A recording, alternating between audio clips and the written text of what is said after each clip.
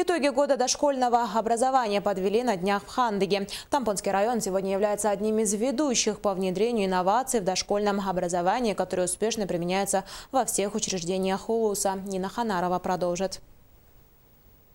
Год дошкольного образования, старт которому был дан на январском совещании работников образования Республики Саха-Якутия в начале 2015 года, успешно завершен. Тампонский район является одним из ведущих по внедрению инноваций в дошкольном образовании, которые успешно применяются во всех учреждениях улуса. В Тампонском районе дошкольные учреждения первыми обобщили и распространили свой опыт в республике по многим актуальным вопросам. В течение года педагоги и воспитанники учреждений района приняли участие в муниципальных, республиканских, российских и международных конкурсах, где стали лауреатами, дипломантами или удостоились высоких званий победителей.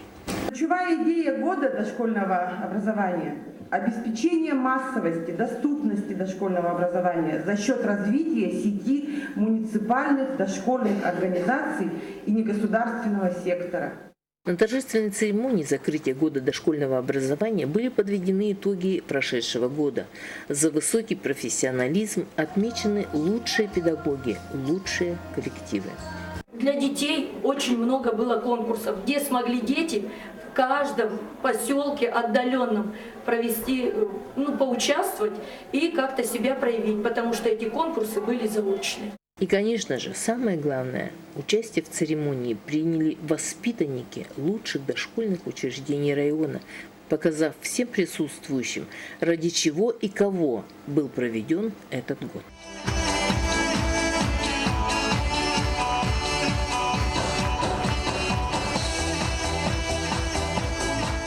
Нина Ханарова, Гаврил Семенов, НВК Саха, Тампонский район.